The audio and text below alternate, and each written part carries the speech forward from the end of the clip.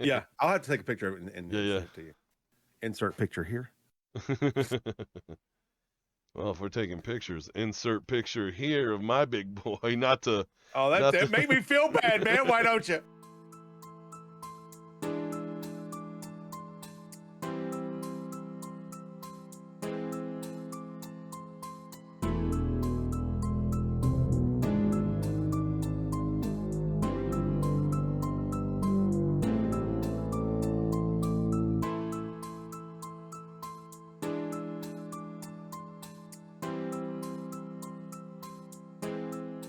Welcome to the Flavor Savors, a podcast where two donuts talk about a bunch of schnitzel.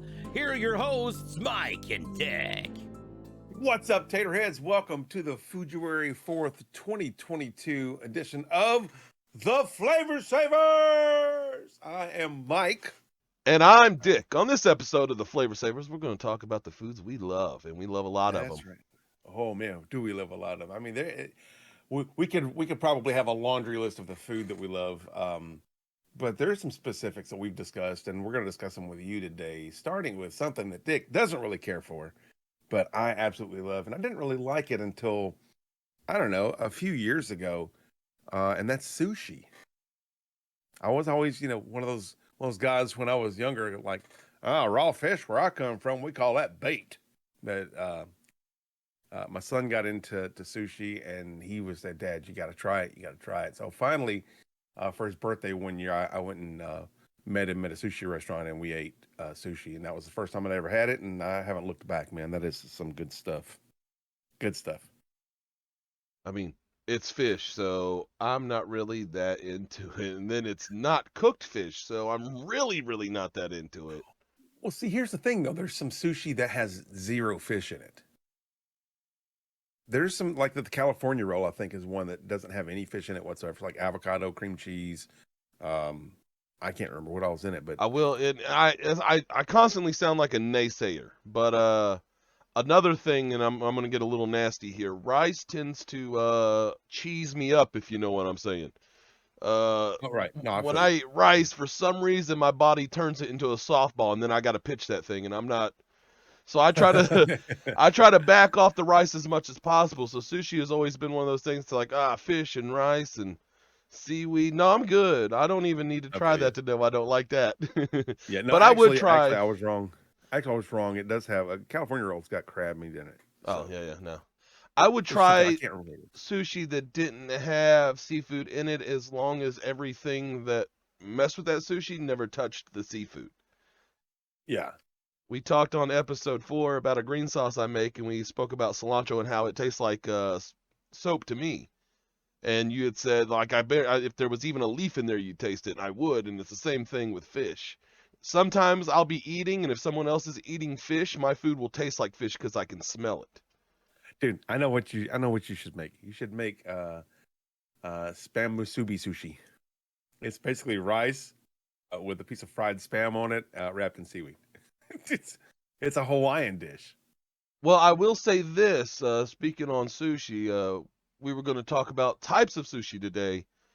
Right. One thing we had talked about before while discussing other options for different topics we were going to discuss was breakfast sushi.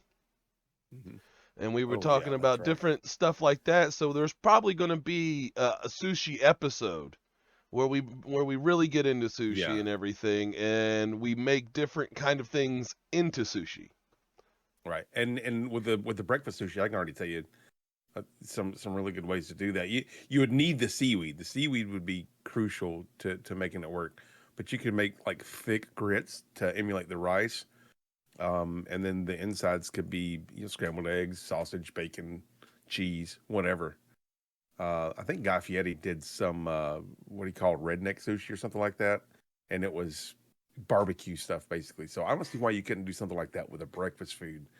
Uh, with grits on the outside or on the inside. Like some sushi has the rice on the inside, so let's see why not. Well, the one thing I discovered through turning things into other things is yet again no rules. So Right. yeah, use grits or use rice because who says there's a rule that you can't have rice for breakfast? Sure. Sure. Make it Exactly. a fried rice and then you have your egg already mixed in the rice and everything, have fun with it. Good point. Yeah. That actually would be pretty good. Like do extra egg in the fried rice. Yeah, just make it really eggy. Yeah, the only problem with that is that would tend to I feel like that would tend to fall apart if you didn't put some kind of binder. What I about mean, egg like, as a binder? No. yeah, no, I was actually just thinking about that. I mean, you could do fried rice, but instead of scrambling the egg and mixing it with the rice, you could instead of scrambling the egg, cooking it and mix it with rice, you could scramble the eggs, mix it with the rice, and then cook that.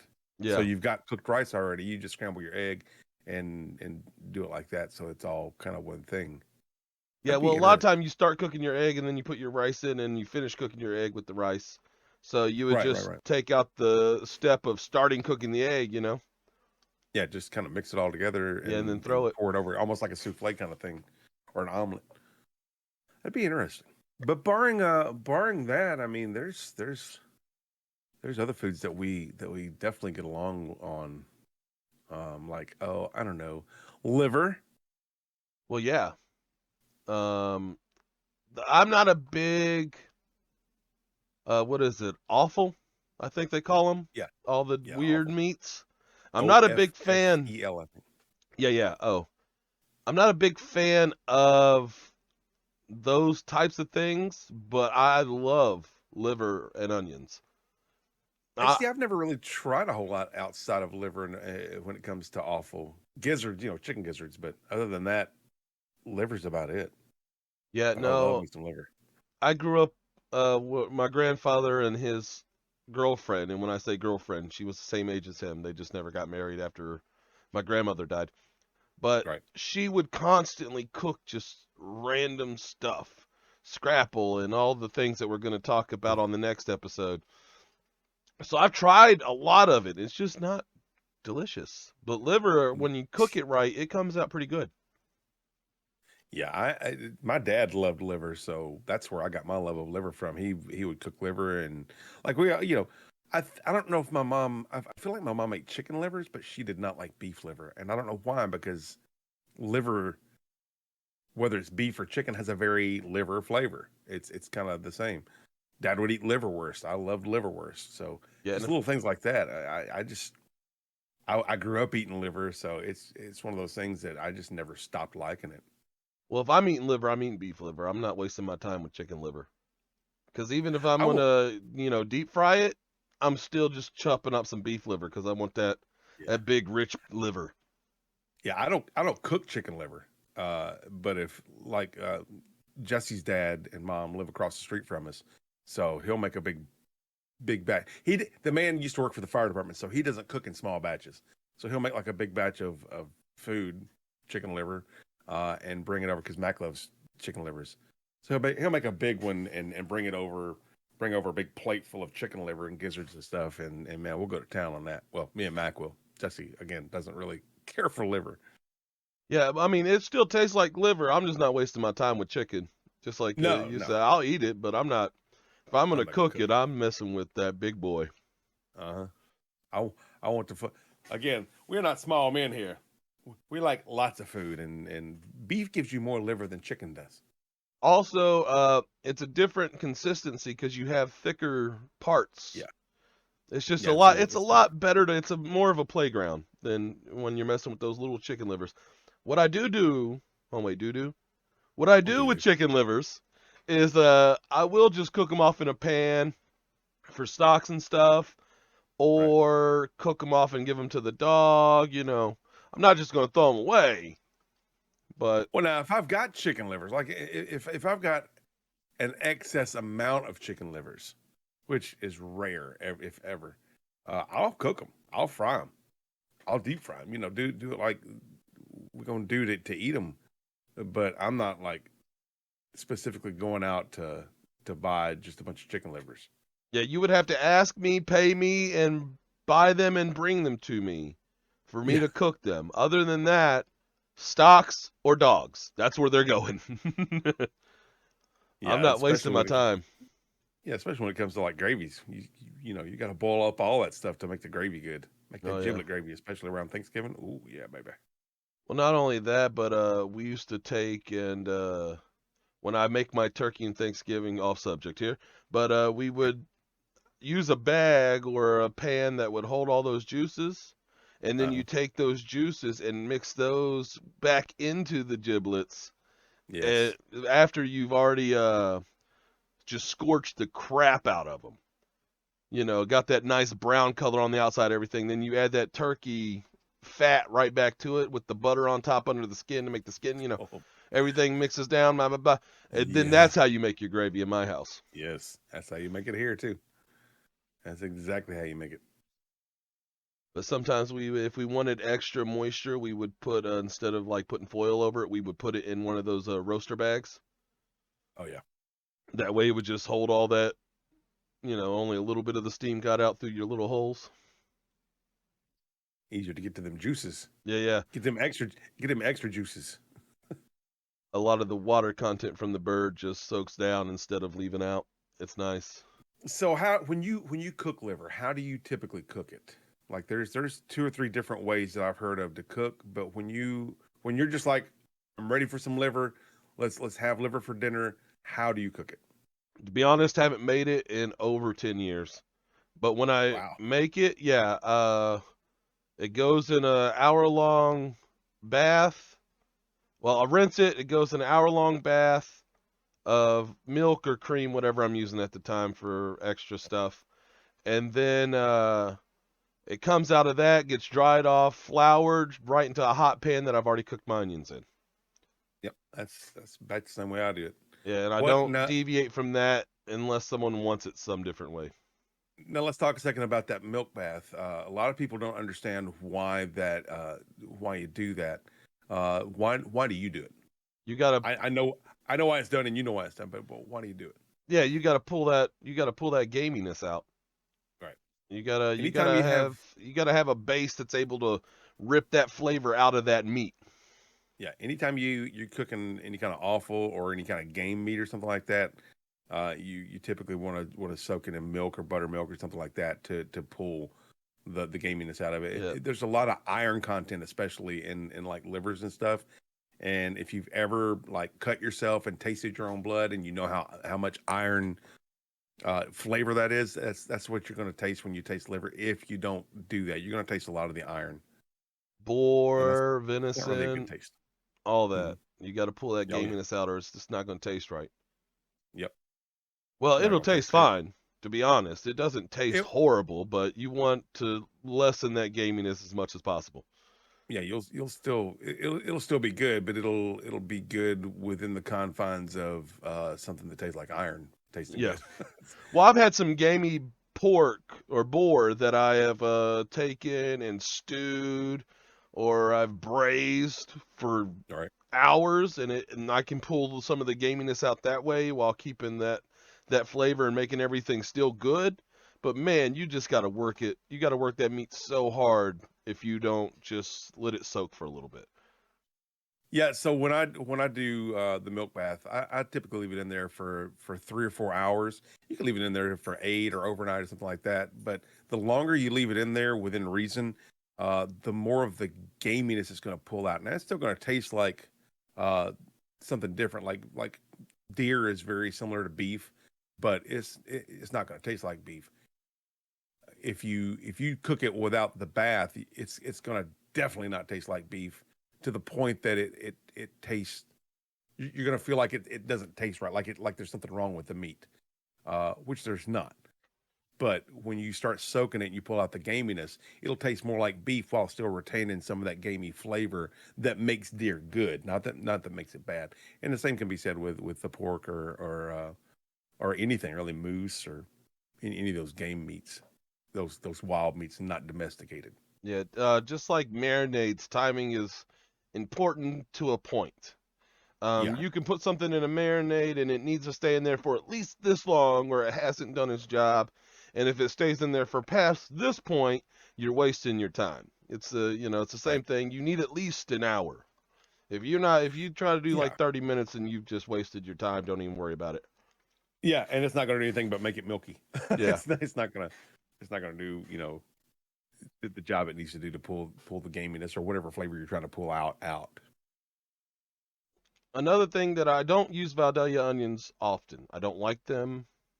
I just like white or Oh, yellow. I'm cool with, red, but I'm not using that all the time. White or yellow, red's those are more my, red's more for a raw application, in my yeah. opinion. But man, I love all onions. Like, there's not an onion I've never met an onion I don't like. Yeah, I'm not saying I Especially, hate Valdelias, but I just don't use them because they're expensive. They're a little sweeter, which I don't ever need that sweet when I'm just cooking food. But when I'm you say they're making liver, expensive, but for me, they're not expensive because they're like the true Vidalia onions are grown in Vidalia, Georgia. That's where they come from. You'll get the variety of Vidalia onion, and those are going to be fairly expensive. But for me, like I've never had issue with the price of Vidalia onions. okay, I'm glad you live in Georgia and you can just go in your backyard and grab an onion. Right. But for those Just of go us back. who don't, they're way more expensive than white and yellow onions. But they're so good though, man. Even if they are more expensive, they're definitely, in my opinion, they're worth the price. Yeah, I just don't ever need their applications in foods until I Yeah, get to stuff like this. And yeah. then I'm not using a white, I'm not using a yellow. I'm only using Vidalia because I want that extra sweetness. Oh yeah. And they are super sweet, man. And you caramelize a Vidalia onion, it's like candy, man. It is so good. Also, size. Good thing Yes. about liver and onions is a lot of onions. So if Lot. I'm getting a whole beef liver, about that big, then that's about 5 to 6 onions that I'm cooking in that thing. Oh yeah. Maybe even more. So, 5 to 6 Vidalias. yeah, big. You talking about yellow or white onions? You're talking about like a dozen or more. Yeah. If You I'm get those making a bags. dinner, I'll cook 2 whites or 2 yellows.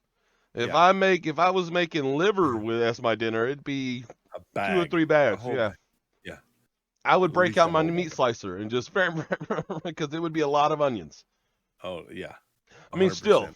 5 to 6 Vidalias is a lot of onions, but man, you don't ever want to have a bite of liver where there's not that onion because you will be I do. sad.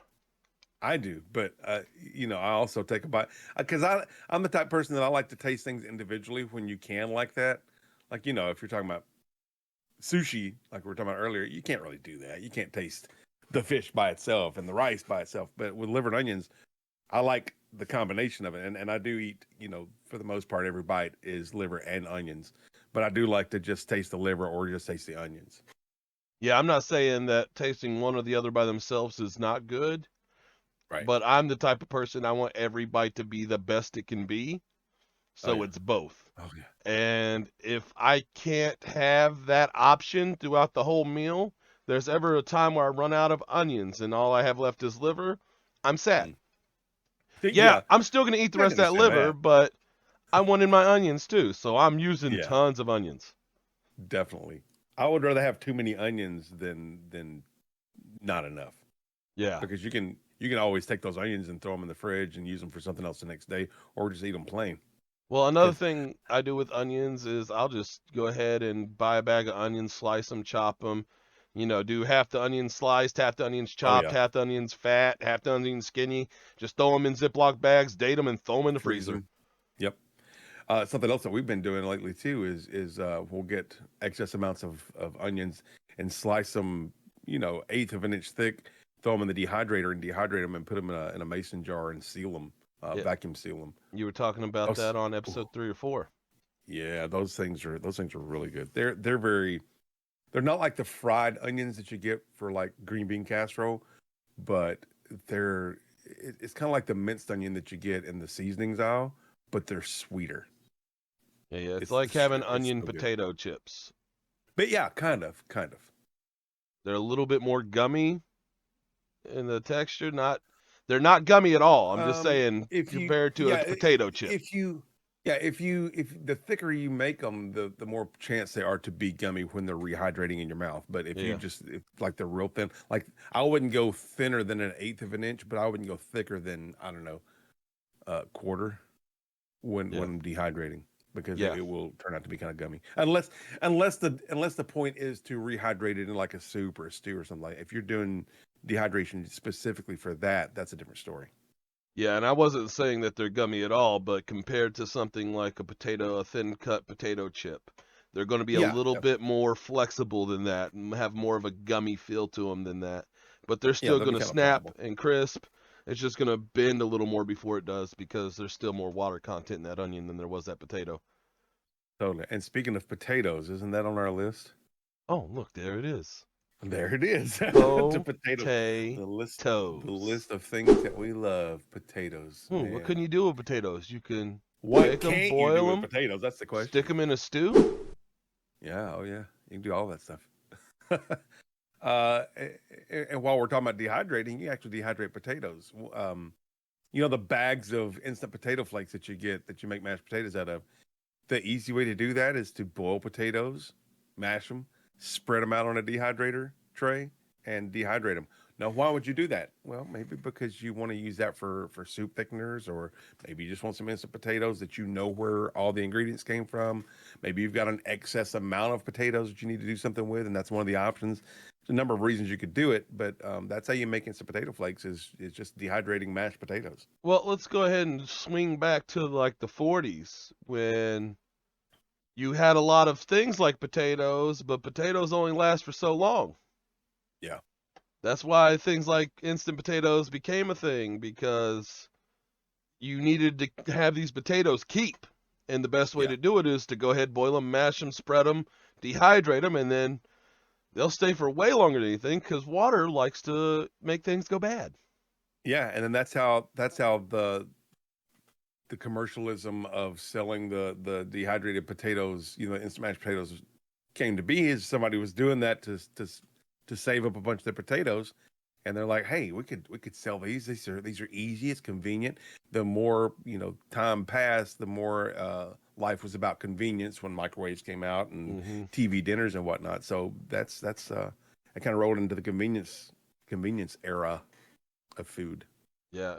I mean, they don't taste as good. No. Texture wise, they don't feel as good. No, they don't. Nothing They're is either better than just straight up mashed potatoes. And other than a really nicely cooked steak, nothing is better than straight up mashed potatoes. yeah, yeah. You can. Uh, so are you saying that your favorite application for potatoes is mashed? Well, at that point, I can do anything with them. Even as a whole potato, I'm stuck with dealing with this potato, you know. So No. mashed, I can stuff them in stuff. I can build a thing. I All could right. make a pasta. I can deep fry it into a chip. I can dehydrate it into, I can do anything with mashed potato. Sure. No, I agree with that. And you can make one of my favorite applications for mashed potatoes is potato patties. Because we'd have growing up as a kid, we You're would have talking something, potato cakes, right? yeah. We would Yeah. have Salisbury steak and mashed potatoes, and they would always make extra mashed potatoes. And then the next night we would have salmon patties, salmon croquettes, as people call them. Mm-hmm. In the South, we just call them salmon patties and potato patties, which, again, potato cakes. Potato cake. You just They have a few add a little different bit names. of, yeah, potato pancakes. You add a little bit of flour and some egg and just fry them, and they're good. Oh my gosh, so good. Yeah, And just extra onion. we used to always do the same thing when my mother cooked before I turned 10, because I started cooking for the household at 10. That's when she would tell me she got too large to stand at the stove, so that I would be the one stood at the stove. And I would be in charge of adding the things. And so I would add things the way I liked it, not the way she told me sometimes. And Right. before I started cooking, we always had extra potatoes, mashed potatoes. Not 9 times out of 10 they were instant because she didn't want to do the work. And then when I started cooking, they were real, so that was one change. But Sure. also I added more butter. I added a little bit more salt. I understood the flavor profiles that needed to go in to make it the way I wanted it. But before my era, we always had potato cakes. That was always the leftover after mashed potatoes. Oh yeah. Oh yeah. And then That, after and I they're started and they're cooking, good. no more mashed potatoes, so we stopped having potato cakes. Well, they're good. I mean, potato cakes are good. They're not something that I would cook every day, but we don't do a whole lot of mashed potatoes. We've kind of started getting back into the keto diet, So we don't do a whole lot of starches anyway. A lot of no rice and no potatoes and stuff. But even when we did, uh, I always try to cook because I'm the one that usually does the majority of the cooking. Jesse's usually working long hours, so I try to cook just what we'll eat. So we have very few leftovers, unless it's something like a roast. And we've talked about that. We do a roast, and then out of that beef roast, we do beef stew, and we try to roll whatever we're going to have into. If it's going to be a lot of it, we're going to try to roll it into multiple meals. But mashed potatoes isn't something that we try to do that with. Yeah, something I used to do with my wife is we would make, we get paid bi-weekly. So I would make a list of 14 foods on a menu that I could cook for that 2 weeks. And the trick had to be that, first of all, they all had to share ingredients somehow. They didn't all have to have the same ingredients, but some ingredient from this has to be in this, and some ingredient from this has to be in this, and this to this. And they would all share ingredients. And they all had to be able to flip into another meal once they were cooked. So That's really a good way to think about cooking, yeah, too. I would make chili dogs or chili. And then the next thing would be chili dogs, chili burgers. Chili would go down the line for a while because you just Right. put chili on top of things. And like we were talking about, I'd make pot roast or beef roast, and then the stew would be next. And then after that, we'd take the remainder of the stew and put it in a pot pie. And, if everything had to work, and I tell you what, potatoes was 9 times out of 10 in every meal. That makes sense. That you talking about the chili? That's what we do with chili. Anytime we make a big pot of chili, it's chili and then chili burgers and then chili macaroni usually. Chili pies, Yeah, chili yeah. dogs. We usually don't make so much chili that we have to do that. Now I tell you what we would do if we made that big of a batch of chili, we'd probably can some of it. I feel ashamed. But that I don't make a 10-gallon pot of chili. No, that I make a 10-gallon pot of chili. You make it That my chili has to last 2 weeks because I make so much. We need to get you a pressure canner so that you can start pressure canning your chili. You can make a big 10-gallon pot of chili, and you can pressure can 7 to 14 quarts of it. And Yet and have it again, for here another I meal. am feeling ashamed. We just eat it. We just eat it. We just eat it for 3 weeks. We don't have a canner, so we just eat it for 3 weeks straight. We are happy too. We're like, oh, it's chili pie night. Woohoo! Chili pizza tonight. Yeah. We eat it for 3 weeks, and then we don't eat it again for 3 months. That's basically what we do. Is we have a schedule of food that rotates around. Yeah. It's almost time for tortilla soup again. Because I make a batch of that, it's 2 chickens worth of tortilla soup, bro. I make another 10-gallon pot of it, and then we eat on until summer comes. You made a good cook in the military, man. You made a hell of a cook in the military. My grandfather, rest his soul, man, he was a cook in the Army, and that man did not know how to cook in small batches. He would make Brunswick stew, and the whole family would eat Brunswick stew for 3 days.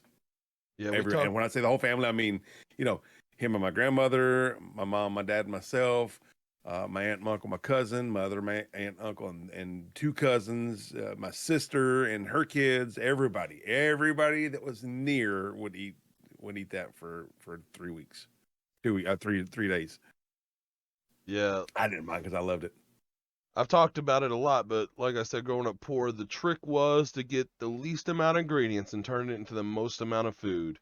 Oh, A yeah. lot of time that's 100%. adding a lot of water or a lot of dumb things like potatoes, pastas, breads. Yeah, just fillers. So I just grew up having to cook tons of stuff from little bit of nothing.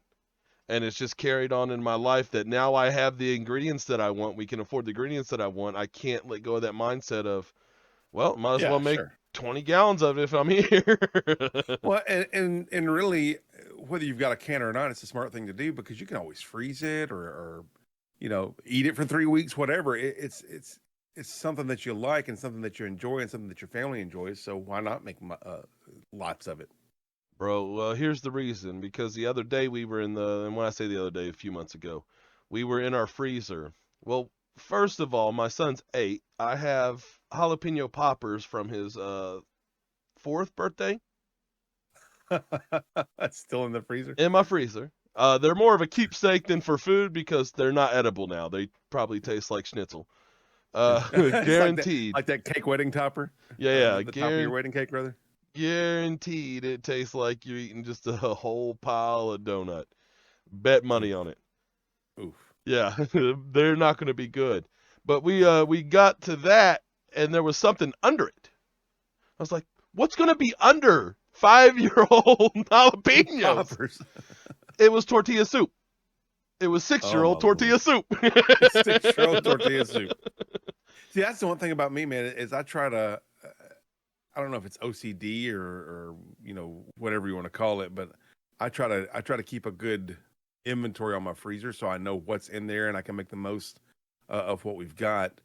And like once every 3 to 4 months, I'll do like almost a full clean out of the freezers and find out what we've got, take an inventory and eat some of the stuff that we've got in there that has been in there for a while.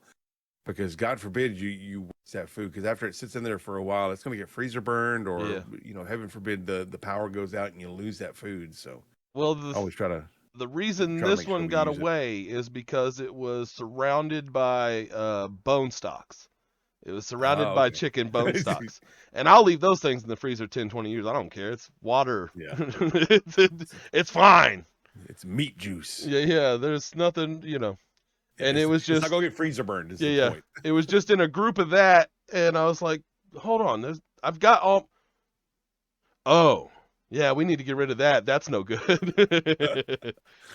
I'm keeping the jalapenos though. That was his last birthday barbecue. I would be remiss while we're talking about potatoes if I didn't mention hash browns, because I love hash browns. I think we've talked about breakfast before, and we will definitely be talking about that again at length. But hash browns, I love to cook hash browns, and I don't shred it, although that's an option. I typically cut it into like little bitty 1/8-inch cubes. Oh, so you make a hash? Yeah, a hash, a brown hash. Because I'm gonna, you guys come in here. I'm gonna talk to you for a minute, and we gonna learn today. Because you think that you make hash browns, but you dumb, because you don't know what you're doing. First of all, you got to take your needle nose pliers, and you got to jam those in every one of those big holes on your cheese grater. Because you need big pieces of potato for hash browns to work properly. And then you're going to grate that into a towel. Yes, a towel. Because then after you're grated, you're going to rinse it off in that towel. Rinse it, get it nice and wet, and then you're going to wring that towel Squeeze it out. like you are trying to kill your worst enemy by killing them through the neck. You want to choke the life out of those potatoes. You want every bit of that water out. And then you want a hot, buttered pan. Oh, yeah. And you throw them on there, and then you leave them alone. Screaming hot. Not just medium. You I put want that sucker on 9. I want it on a higher setting just to where the butter's not burning, and then slam them on there and just let them sit there and yell at you. Yeah. And I'm looking you right in the eyes, because I know some of you guys trying to do hash browns out there, and you don't know what you're doing, and you're just making gloppy messes that are disgusting. Yeah, they end up soggy and gummy and bleh, gross. Not After edible. about a minute, 2 minutes of them screaming, don't burn them, but let them brown. Then you're going to flip that whole thing over, or if you made a big one, you divide it up and flip it. But if you do anything other than that, you did it wrong. Stop it. You're making the world a worse place. See, that's the end of my PSA. My problem is when I first started making hash browns, I wanted the scattered kind like you get at Waffle House and stuff. My problem was I didn't understand about the starch and rinsing it all out.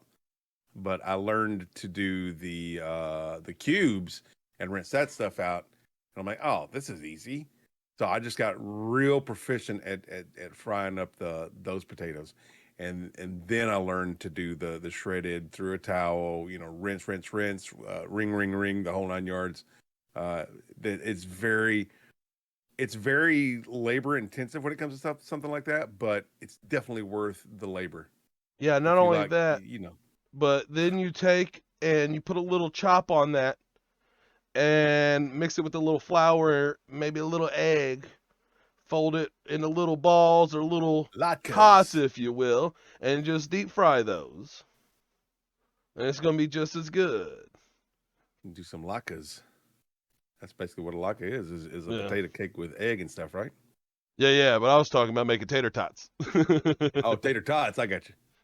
I've had people that were like, oh man, let me cook you my hash browns.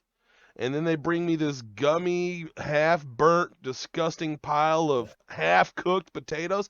How is it gummy and half-cooked? What did you do? How's it gummy and burned? And half-cooked. And half cooked. What? You got a gummy, half cooked, burnt mess. Oh, no, you just add ketchup and it's fine. I'm going to smack you. You're going to get smacked in your... Get out of my way. Let me show you how it's done. You know what? That's one of the... Let's talk about that for just a second while we're hitting on the ketchup thing. People who take a plate of food and immediately start adding sauces or seasonings or anything like that before tasting it, you people need therapy, because you don't know what it tastes like until you taste it.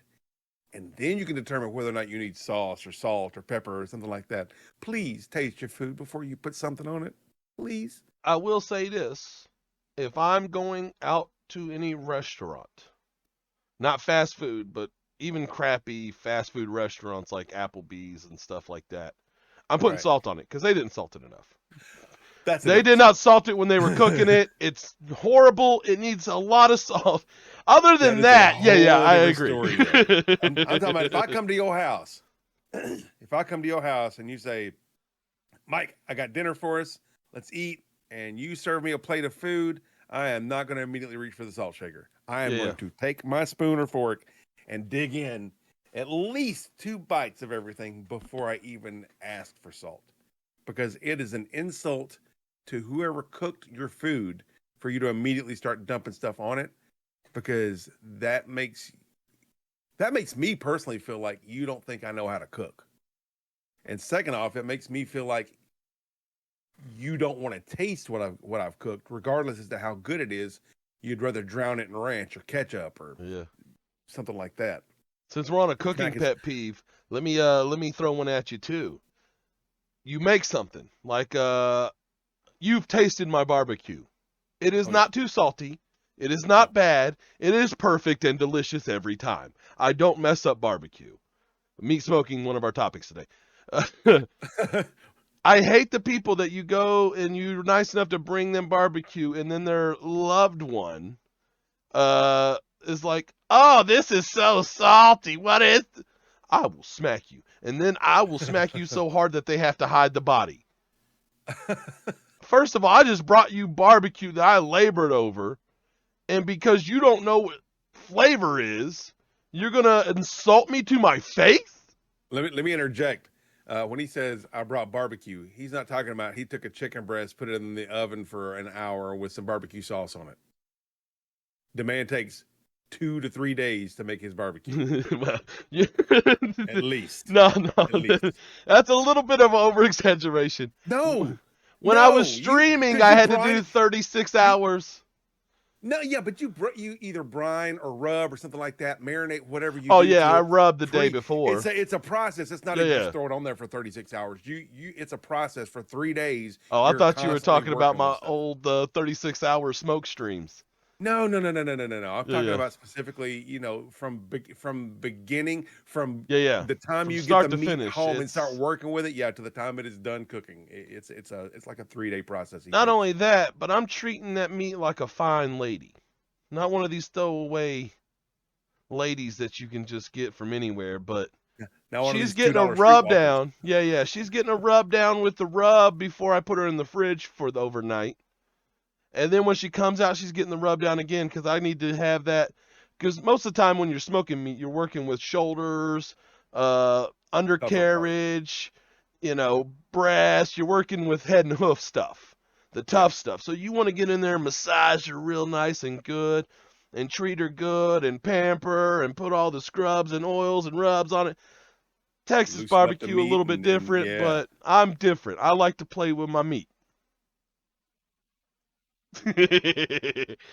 I like to rub it up, get it nice and all those flavors worked into every cranny that I can. That way, when the oil starts pulling them through, it's actually pulling some of that flavor through. And then when I smoke it, I'm doing, usually it's at least a 14-hour smoke. I've never done less than 14, I don't think. Unless it's like a chicken or a salmon. The salmon's a 1 hour. Yeah. No matter what, you don't really go past 1 hour. Once all that white foaminess starts to poke out of that salmon, it's done. Yeah, you can anything longer than that, and you're dehydrating it. You're not smoking it. You're dehydrating it. You're overcooking it. You want the inside of that salmon after it's done smoking to still have almost a medium rare in the middle, but not quite. Yeah. It just feels that way because of the smoke process. A little bit of sponginess to it. Yeah, a little bit of sponginess to it. And if you don't have that, then you didn't do it right. Because I don't know salmon by flavor. I just know it by visual and touch. Because I don't eat it. So I know if it's not look this way and touch this way, then it's not good. But then when I used to stream, I would do 36-hour smokes because I would be peeking in every time. And every time I open that lid, it's almost like an oven, except for you add an hour to cook.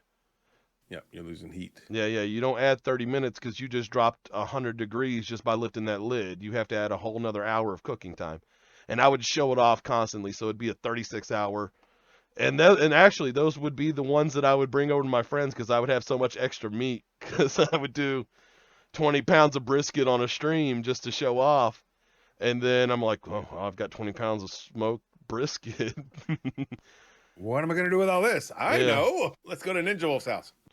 Well, I would just go to friends, and then, like I said, their significant others would sit there and just to my face, this is salty. I'm like, you know what? Don't eat it then. No, Get it out your mouth. How about that? How about you just don't eat my food?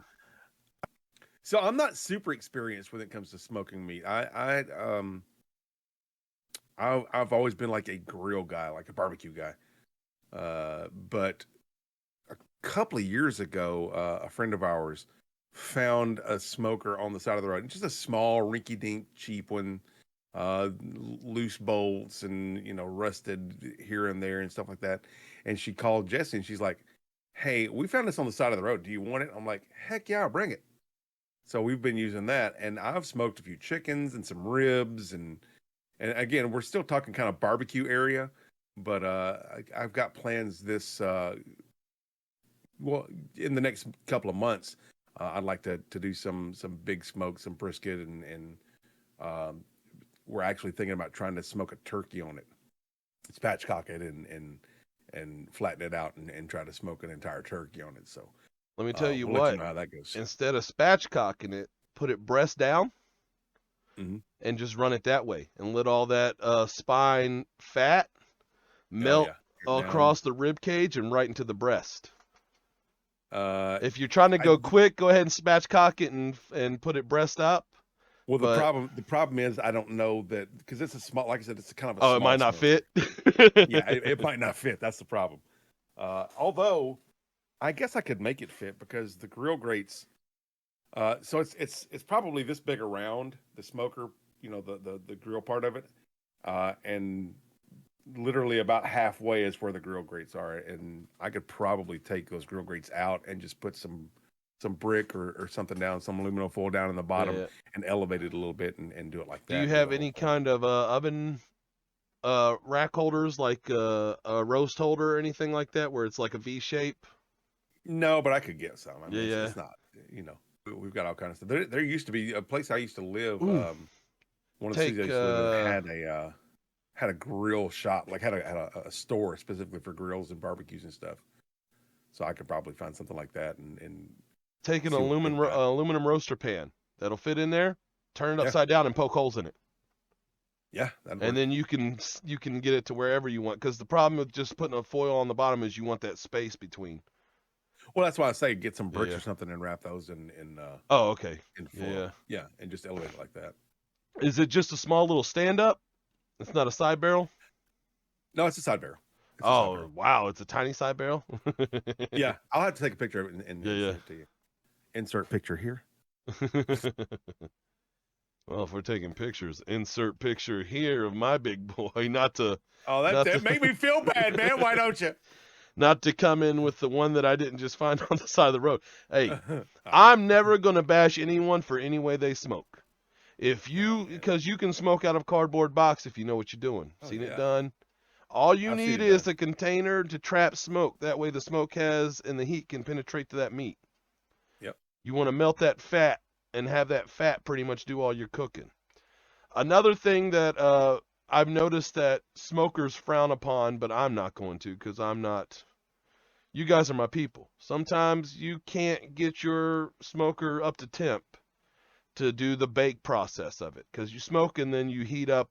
You really stoke the fire and then you let it cook. Cook down, yeah. If you can't do that, just throw it through your smoker, get the smoke process done, 180, 190, 200, somewhere in that range. Keep it low, keep it slow, and then just pull it out and throw it in the oven. Yeah. Put a little aluminum foil on it, put your favorite sauce on it, whatever. Finish it off in the oven. Don't feel ashamed just because the most important part of smoking, in my opinion, is not how you did it. It's, well, unless you're using a pellet smoker, Jork. No, I'm just I'm just poking fun of. But it's not how you do it. It's what it tastes like when you're done. If it tastes like you smoked meat when you're finished, then good job, you won. See, that's the thing. I felt like I've smoked, and I did smoke a ham for Christmas about, I don't know, 23 years ago or so, something like that. And we used one of those green egg smokers, and it was okay. It was a pretty good process. But I've come to like and really appreciate those side barrel smokers because you don't get any direct heat. Like with those green eggs, you get some direct heat, but with the side barrel, you get zero direct heat.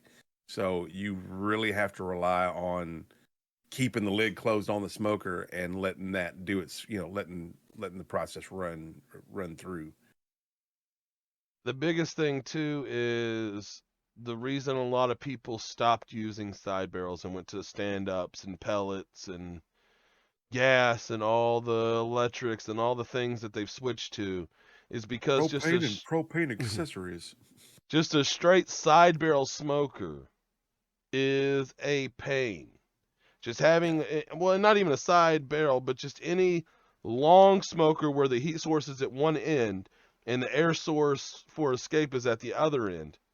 It's tough. There's a lot of work involved. You got to keep your eye on it. The second you stop watching it, you're going to lose all temperature and you've just failed. It's a lot of work, but man, at the end of that process, in my opinion, and I've tasted the pellet smoked and the blah, blah, blah, and the blah, and the blah. No matter what, at the end of the day, that side barrel, wood, if coal, whatever, I don't care what your heat source is. That's the way to go. When you smoke, do you use a thermometer? No. Well, yeah. No. Just I have two of them mounted in my smoker, just to tell me the temperature on the inside. I do not poke my meat with the thermometer ever. Okay.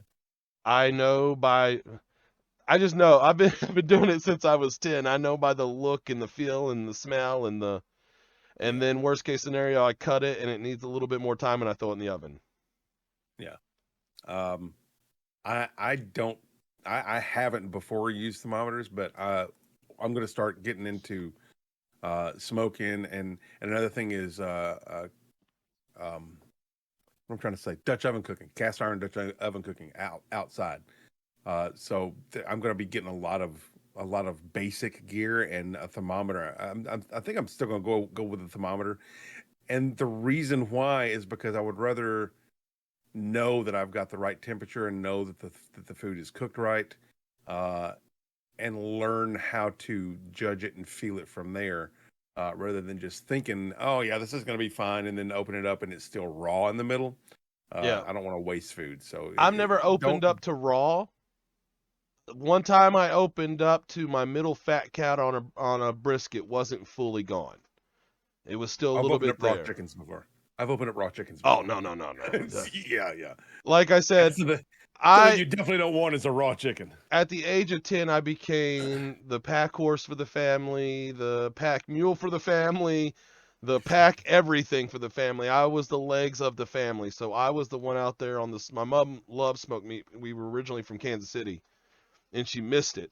So I was always the one out there managing it. So I knew. But jam, I know what jam looks like when it's boiling, right? And I know where I want it. But I'm never going to trust myself to the point that I'm not going to stick a candy thermometer in there and see if it's past 220. Because if it's past 220, I'm just dumping it right in the trash. Because I'm not eating hard candy. I'm the other way around. I know enough about. I've done it enough times to know, if it's starting to get too hard of a boil, what I need to add to bring that back to reel it back into where it's not going to be a hard candy kind of thing. Which is, my point is, get that thermometer. Get your candy thermometer. Yeah. Who cares? Don't go, oh, well, if HGB can just look at meat and know, then I'm going to be a real. You're not a real anything. Just get your stuff and get it right. Don't feel like because somebody else does it or says, oh, if you do it like this, then you're cheating. It doesn't matter. It's a good learning mechanism, if nothing else. And if you yourself feel like, oh, this is kind of cheaty, well, it's better to cheat and not waste the food and have a good dinner than it is to not cheat. And, if you're setting up for dinner at 6:00, it's 9:30 before you're eating because you've had to do so many more things and so many more steps to actually cook the food properly. So don't feel bad about using a meat thermometer or a candy thermometer or anything. You do what you got to do to learn what you got to learn so that you don't have to use it if that's what you're all about, if that's what you're looking for. Yeah. If it comes to cooking a savory meal on the stove and I cook something, you're like, hey, give me that recipe. I'm like, all right, well, let me make it first. Because I don't measure anything. That's me a lot of times. That's my chili. It needs a little more. I can tell you what I put into my chili, but I can't necessarily tell you how much I put into my chili. It depends on. There's a lot of factors it depends on, really. I can tell you. I just have to make it and then measure piece by piece and taste and and taste and like, all right, that's where it's normally at.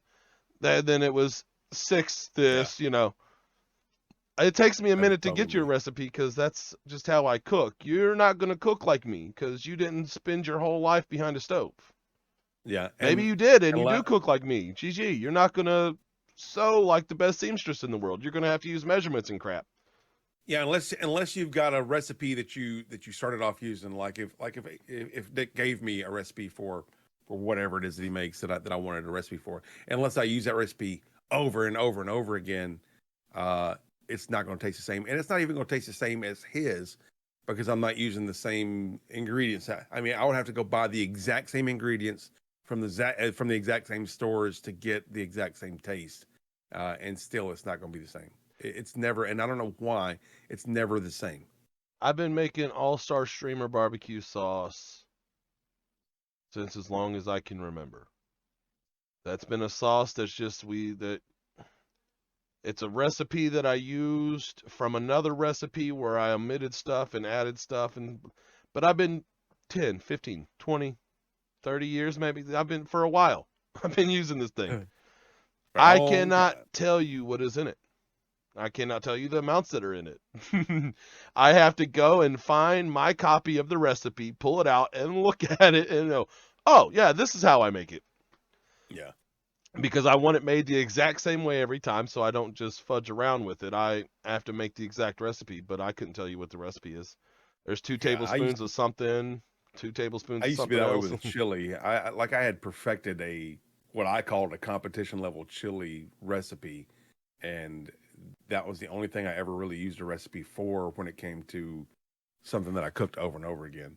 But like now, I'm not even worried about that anymore. I know what my chili is supposed to taste like, and there's some variations. Like it might be a little warmer this time, or it might be a little have a little more of this flavor or whatever. But I'm not as concerned with that. If I was trying to do something consistently and have the same flavor every time, different story. Yeah. But just in cooking in general, I don't really use recipes a whole lot. Well, like my chili. Even if I'm making something new, like if I've got I will say this, one of my fortes when it comes to cooking is you can say, "What's for dinner?" And I go, I don't know. I got ground beef laid out. I'll tell you later. I don't know what I'm going to cook until I get into the kitchen and go, okay, what do I got? All right, so I got this. I got some heavy cream. I got some egg noodles. I got some onion. I got this. Oh, that sounds like beef stroganoff to me. Yeah. Whereas, Dick might take the same ingredients. You might give me 10 ingredients, and I might make one thing, and Dick But might make something. you make beef completely different. stroganoff. I made Swedish meatballs. Right. See, it really depends on what you're used to eating, or what your favorite go-tos are, or something like that. He didn't See, see those crackers right that. there, and also I know I got an egg. Yeah. Right. So yeah, learn your ingredients and learn how you can use because you can use egg as a binder, you can use it as a thickener, you can use it as not a flavor ingredient, because egg doesn't really have a strong flavor. But you learn what you can use each different ingredient as when it comes to cooking different things, and you can take the same ingredients and combine them in different amounts and different proportions and different ways and make a totally different dish out of the same ingredients. So learn your ingredients, learn your flavor profiles. And just like I'll case in point that right now, not to be a naysayer, but egg yolks do have a flavor profile. They do. You were talking about taking them and shredding them on stuff after packing them in salt. Oh, that's right. We were talking about that, weren't we? Yeah. My wife Yeah. loves this popcorn from Japan that's egg yolk flavored popcorn. Interesting. Yeah. So the egg yolk has a flavor profile that you could play with. But yeah, I just wanted to be contrary and naysayer, No, I think what I might have said, and I might be wrong. Rewind it for a minute, guys, and listen to see. I think what I said was it doesn't have a strong flavor. Yeah. But I was just wanted to be contrary. No, and that's something I do love, a good fried egg, because I like mine over easy, because I like the way the egg yolk tastes running. Fried egg is actually one thing that I do not cook on cast iron. It's one of the very few things that I don't cook. I will always cook on stainless. Yeah, I don't typically cook. Well, see, that's what I use. The nonstick. Nonstick for that, yeah. Yeah, I just use. But we were talking before we started recording about the different cooking, because we both use cast iron a lot. Yeah. And if it's not cast iron, he uses stainless. But I've got one nonstick pan that I use, and I treat it like cast iron.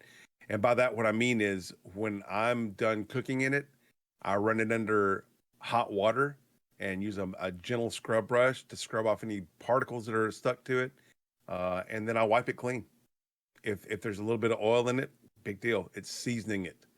And I tell you what, sometimes my cast iron, I'll just kind of wipe it out, and there'll be like a little chunk of like a piece of bacon in there.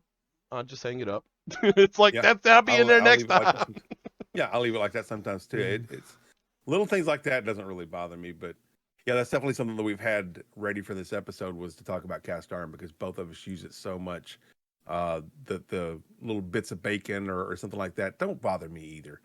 There's some people that, it has to be a mirror finish. No, it doesn't really have to be. Actually, no, because you've just ruined my cast iron.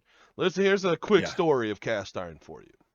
So I've never really owned cast iron, because I was always in and out of relationships that kept me through motion most of my life. And then I got with my wife, and they had some cast iron, but they washed it with soap water and Brillo scrub pads. And it was not black. It was silver, and it rusted every single day until I threw it in the trash, because I just got tired of trying to deal with it to make a point. Like, here's your cast iron. It's trash because of you. And then I had to buy new cast iron and be like, now, we're not going to treat this wrong. We're going to treat it right, or I'm throwing it away too. Yeah, that's crazy. So I've dealt with cast iron for a long time. I've written blog posts and articles on websites about the proper care and use of cast iron and stuff like that. Let me tell you how I do cast iron. It has never failed me, ever.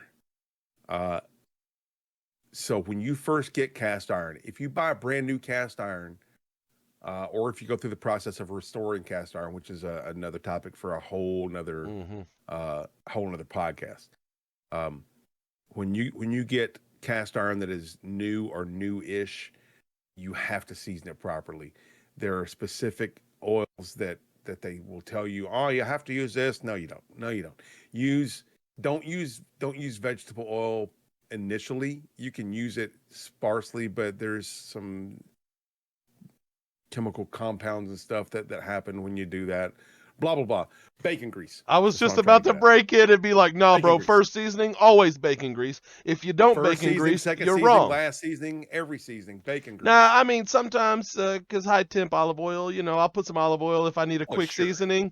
It doesn't have to be every Oh, time, but first better be bacon, or you're not even getting the right flavor in that thing at first. right. So once you've got your pan seasoned, it's literally easy. Here's some common misconceptions when it comes to cast iron. You can't use soap and water. Yes, you can. The reason why old school people tell you can't use soap and water is because their grandmother didn't use it. And why didn't their grandmother use it? Because that soap had lye and it would strip the Yeah. seasoning off of it. Another, Modern soaps are very mild. Especially if you're using like a just an original Blue Dawn, it's very mild. You use just a drop or two and some good screaming hot water. It's good. It's fine. But I will say this you though, if you do soap and water your pan at all, any oil that was just sitting on top of that pan is now gone. it's Not gone. Yes. not the stuff that was It's not going to locked strip in. the seasoning. Yeah. Right. But it will strip the new parts of the oil that will Become part of the seasoning if you do it Right, right, right. which is so just try not to use soap and water. Use a Well, fistful of salt, please. I don't even do that. Usually what I'll do is if I've got some stuff that's like crusted on there from cooking, Oh yeah, if you I got will crusties, definitely. I'll turn the eye back on or the fire back on high Get it hot and put and water in it. yes, Yeah. and Just just scrub it deglaze out. it out and then throw Yeah, that you glaze can away. Yeah. just use like like one of those plastic scrub brushes you get from the dollar store. It's fine. If It's you not make gonna it hurt it. screaming, you don't even have to do that because as soon as that water hits Yeah, that pan, it all that instantly stuff's getting. deglazes and all Yeah. that stuff comes out. Yeah, Just use a but I spoon. still yeah on a typical cook for me. Just like hamburger steaks, for example. If we're doing hamburger steaks, there's going to be some stuff stuck to the bottom. Not that big a deal. If it's not super bad, I'll just Leave it. put it. Well, yeah, I'll just put it in there. Well, if it's not, I'll still use a brush on it, regardless. I'll put some water in there. I'll run the tap water as hot as it'll go, and I've got a brush that I'll use specifically for my cast iron, and I'll scrub it and wipe it down and put it up. If I feel like it needs to be seasoned, I'll get those bits off of it, put some bacon grease on there, put it in the oven at 500 for about 15-20 minutes, take it out, let it cool off, wipe it down again with like a tea towel or something like that, something that doesn't have fuzzies on it or whatever. With a tea towel, wipe it down, and I'm done. And that's the way I keep my cast iron seasoned. And I can usually cook just about anything in there, and it won't stick. Yeah. I wouldn't try frying the egg in there because it may stick. Well, But that's just there's a trick because to it's it. textured. Yeah. You put it on a medium, and you let it sit there for a good 10-20 minutes, just on medium. And then And you use enough add your oil to it, cold, Right. and let your oil heat up, and then you add your egg. And that is the only way that I've ever been able to cook egg in a cast iron. Yeah. And it's a process. It's not I'll do worth it. scrambled eggs in there. I'll do scrambled eggs. I don't typically do fried eggs in there Or because I fried like rice or again, something, Yeah, I mean I'll do that in there too, but like I don't do fried eggs in there because you got to get a really fast hot cook on it or a longer cook on it, and I like my eggs to be fried eggs to be over medium, and typically I can't get a good fried over medium egg out of cast iron. Yeah, I always cook real, like, low and slow on my eggs, really. I try to make them nice and silky and no crispy edges and all that. But See, that's something too. Is my uncle used to cook fried eggs, and the edges were always crispy, and I liked that. yeah. So if I'm having an egg sandwich, then I'm cranking the heat up and I'm getting those edges crispy, like a Well, yeah, fried but egg that's a sandwich or different something. story Yeah. because you're gonna bust the yolk on that anyway. So Oh no. that's I've had damn near well, over medium, over easy in a sandwich where when you take a bite the yolk's kind of and I still had the crispy edges. You gotta play with it. It's hard. I've had that one time, and it was so weird to me. Like, the only time I've ever had an over medium, over easy egg, something like that, on a sandwich kind of vehicle that I really enjoyed it was on a burger. Yeah, And see, that was real good. that's where my son discovered that his favorite type of egg is not sunny side up like he thought. It is over easy or over medium. Yeah. That one little flip just to get the top and then have the busty yolk, that's his favorite. And it was Yeah, because I that's put it mine on a too. burger that way. Yeah, I do. I love an over easy egg, or even even an over medium easy egg. And when I Yeah. say medium easy, I mean like with medium rare. I don't. My base point is this: I like the yolk to be completely liquid, and the white to be completely cooked. Yeah, I yeah. don't like the slimy, snotty whites. No, It's no. Well, that's why you should never have slimy, snotty whites ever. I don't care how you're no. cooking your egg. The over medium, the over easy part, that's describing the yolk. Even on Yeah. sunny side up, the top should be cooked. Yeah, and the way you achieve that, for those of you who Low don't know, is heat. cover it. Well, I'd hate to cut this conversation short because it's a good one, talking about all the things we love, and we've covered a lot of subjects that we are going to be covering more in depth on other episodes.